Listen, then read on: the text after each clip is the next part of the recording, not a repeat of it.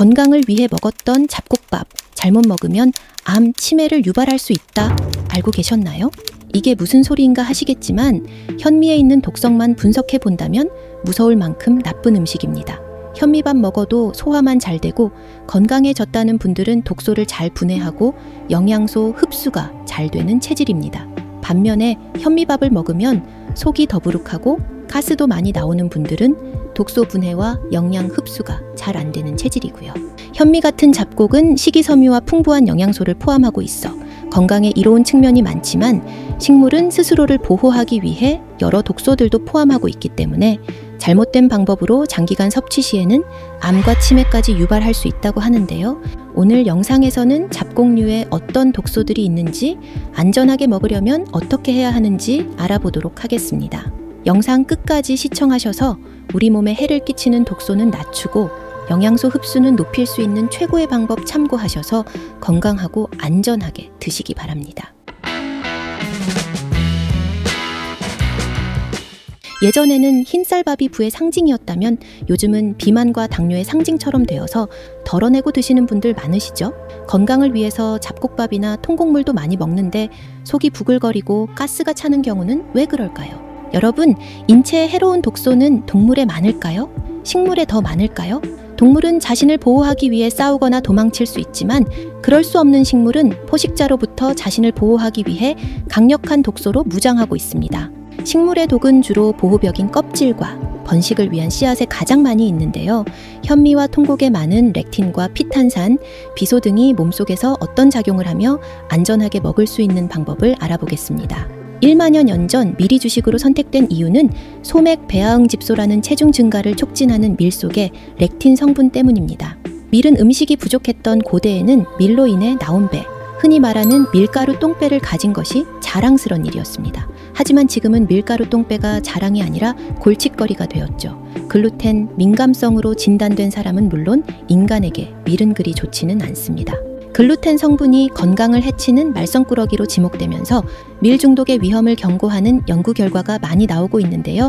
밀의 글루텐보다 입자가 작아 더 사악한 악당이 바로 말씀드린 소맥배아 응집소 WGA입니다. 흰빵에는 글루텐은 있지만 WGA는 없습니다.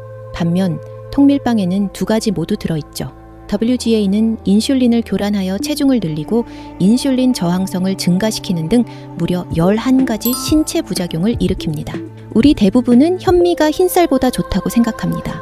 하지만 쌀을 주식으로 하는 40억의 아시아인은 예로부터 현미의 외피를 벗겨서 먹었습니다.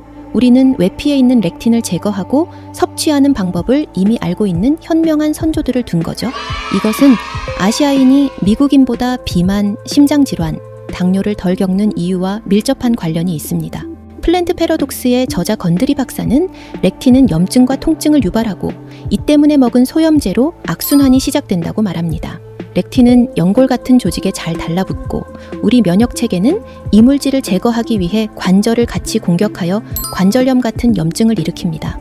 통증 때문에 먹은 소염제는 소장의 벽에 미세한 구멍을 만들며 손상시키고 이 구멍으로 렉틴, 다당류, 박테리아가 들어오면서 장누수증 후군을 유발합니다. WGA가 글루텐보다 더 무서운 이유는 입자가 작아서 장내 점막을 더 잘 통과하기 때문이죠. 건드리 박사는 이와 같은 기전으로 렉틴이 관절 통증, 속쓰림, 알레르기, 탈모, 암, 파킨슨병 등 수많은 질병을 일으키는 원인을 제공하며 항생제, 인공감미료 등도 렉틴을 만나면 해로운 악순환을 일으킨다는 결과를 제시하고 있습니다. 또한 체내에서 식물의 자신을 보호하는 기능이 발현되어 소화에 저항하기 때문에 메스꺼움, 배탈, 설사, 가스를 유발합니다. 그리고 렉틴은 음이온이 많아 각종 미네랄과 잘 결합하는데 덩치가 커진 미네랄은 배출되기 쉬운 형태가 되기 때문에 칼슘, 철, 인, 아연, 단백질의 흡수 또한 방해하게 됩니다. 뿐만 아니라 렉틴은 장내벽 세포와 결합하여 장내 미생물의 성장에도 나쁜 영향을 끼치죠. 따라서 렉틴은 미네랄이 있는 음식과 같이 섭취하면 영양 불균형을 초래하고 장내 세포와 결합하여 자가 면역 반응을 일으키며 장내 유익균 생태계를 파괴합니다. 이런 통곡물에 렉틴을 줄이는 방법은 없을까요? 렙틴은 수용성으로 물에 잘 녹고 가열하면 일부 비활성화되기 때문에 통곡물을 물에 몇 시간 담가 놓았다가 새로운 물로 조리하면 줄일 수 있습니다. 그런데 콩류에 있는 렉틴은 이렇게 하면 어느 정도 제거되지만 현미나 통밀 배아에 있는 밀배아, 렉틴은 잘 제거되지 않고 독성 또한 강합니다. 흰쌀은 도정하는 과정에서 배아와 함께 대부분 제거되지만 현미에는 흰쌀 대비 2배 이상의 렉틴이 들어있는데요.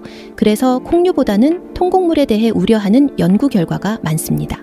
전통적인 연구에서는 렉틴이 암세포를 제거하는 등 건강에 이로운 점이 많기 때문에 소화 문제가 없다면 먹는 것이 좋다는 결과가 많았는데요.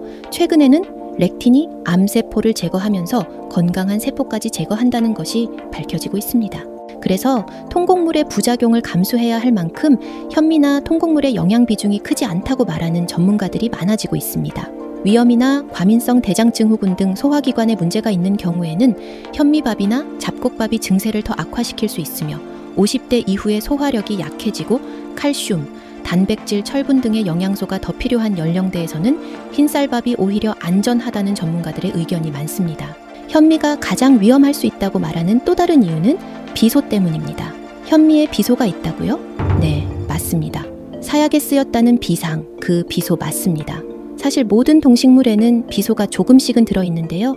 비소에는 유기비소와 무기비소가 있는데 토양에서 많이 발견되는 무기비소의 독성이 더 강한데요. 보리 같은 다른 통곡물에는 유기비소가 많은데 유독 현미에만 무기비소가 많은 걸까요? 그 이유는 벼가 자라는 환경에 있는데요. 무기비소는 물에 잘 녹습니다. 그래서 논에 있는 물에 토양의 비소가 녹아들고 그 비소를 벼가 흡수하기 때문입니다. WHO에 따르면 음식에 있는 비소는 보통 미량이고 즉각적인 중독은 일으키지 않는다고 합니다. 하지만 현미에는 밭에서 자란 다른 곡물보다 많은 양의 비소가 포함되어 있기 때문에 장기간 섭취하게 되면 암이나 혈관 협착, 고혈압, 심장 질환의 원인이 될 수 있으며 뇌기능 손상까지 발생할 수 있습니다. 특히 유아나 청소년에게는 집중력, 기억력 저하와 사회적 능력, 감소 등을 유발하며 임산부에게 축적되면 태아의 선천적 결함 위험을 높이고 발달을 방해할 수 있습니다. 현미를 지금까지 잘 먹어왔는데 새삼스럽게 현미에 있는 비소를 걱정하는 게 맞을까요? 전문가들은 문제가 될 수 있다고 말합니다. 환경과 물의 오염이 진행되면서 예전보다 현미에 있는 비소의 양은 점점 더 많아지고 있다고 하며 소량의 무기비소라도 장기간 섭취하게 되면 5에서 10년 뒤에는 혈관이나 뇌의 기능에 손상이 올 수 있다고 경고합니다. 그럼 현미의 비소를 줄이려면 어떻게 해야 될까요? 비소가 물에 잘 녹는다는데 힌트가 있습니다. 밥을 하기 전에 서너 시간 이상 물에 담그어 놓거나 현미의 6배 정도 물의 양으로 씻어내는 건데요. 뜨거운 물이 효과가 좋습니다. 물에만 담그어 놓아도 비소 함량을 최대 57%까지 감소시킬 수 있다고 하니 참고하시기 바랍니다. 무기비소는 쌀을 보호하기 위한 쌀겨에 대부분 몰려 있는데요. 도정을 거친 흰쌀에서는 비소가 거의 제거되어 있습니다. 무기비소를 피하는 가장 좋은 방법은 흰쌀밥에 다른 잡곡을 섞어 드시는 겁니다. 현미와 통곡의 또 다른 문제는 피틴산입니다. 피틴산은 경화류와 콩류에 많이 있는데요. 아연, 철, 칼슘 등의 미네랄 흡수를 방해합니다. 견과류 같은 경우에는 단독으로 주로 먹기 때문에 괜찮지만 현미는 다른 음식과 함께 섭취할 경우 중요 미네랄 흡수를 방해하기 때문에 문제가 됩니다. 같은 기전으로 피틴산은 체내의 중금속을 배출하는 효과도 있습니다. 일반적으로 현미에는 흰쌀보다 최고 80배가 넘는 피틴산이 들어있어서 새끼 모두 현미밥으로만 먹는다면 미네랄 결핍과 근손실이 일어날 수 있으니 주의해야 합니다. 피틴산을 줄이는 방법은 없을까요? 피틴산도 수용성이기 때문에 물에 담그어 놓으면 어느 정도 제거가 가능합니다. 손발톱에 줄이 생기면서 변형이 일어나거나 숨이 가쁜 증상 등은 철분 결핍 증상일 수 있는데요. 철분 흡수를 일부 방해하는 탄닌이 많은 차나 커피를 즐기시는 분들은 조금 더 주의하는 게 좋습니다. 또한 현미에는 칼륨이나 인 등의 영양소가 풍부한데 만성 신부전 환자나 콩팥 기능이 떨어지는 분들은 주의하셔야 합니다. 이런 분들은 몸에서 쓰고 남은 칼륨과 인을 신장이 제대로 배출하지 못하는 고칼륨 혈증으로 부정맥이나 심장마비까지 일으킬 수 있기 때문에 현미식을 할 때 반드시 의사와 상의하셔야 됩니다. 그리고 현미에 찐내 같은 불쾌한 냄새가 나는 경우가 있는데요. 이것은 현미의 지방산이 산화되어 나타나는 현상입니다.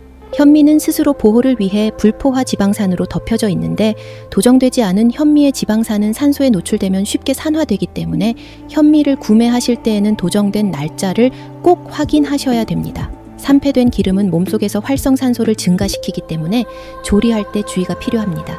오늘 내용을 종합해보면 현미 식단만 고집하기보다는 흰쌀밥에 다른 잡곡을 섞어서 먹는 게 맛도 좋고 건강에도 더 좋을 수 있다는 걸 알 수 있습니다.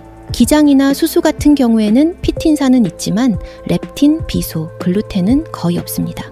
수수는 단백질 함유량이 많고 미네랄과 항산화 섬유질이 풍부해서 변비도 예방해주고 콜레스테롤과 혈당 수치를 안정화시켜줍니다.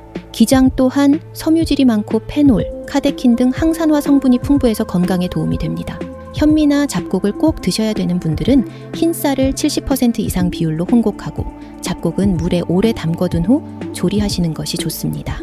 드실 때도 입이 마지막 소화기관이라고 생각하시고 최대한 많이 씹어서 삼키시면 통곡물의 부작용은 최소화하면서 이로움은 최대로 흡수할 수 있습니다. 오늘은 현미와 통곡물 관련 최근 연구 결과를 바탕으로 인체에 미칠 수 있는 부작용과 최소화 방법에 대해 알아보았습니다. 음식은 정성도 중요하지만 제대로 알고 올바른 방법으로 먹는 것도 정말 중요합니다. 소중한 분들에게 영상 내용과 함께 건강을 공유하시고 도움이 되셨다면 좋아요, 구독, 알람 설정 해주시기 바랍니다. 더 유익한 영상으로 찾아뵙겠습니다. 시청해주셔서 감사합니다.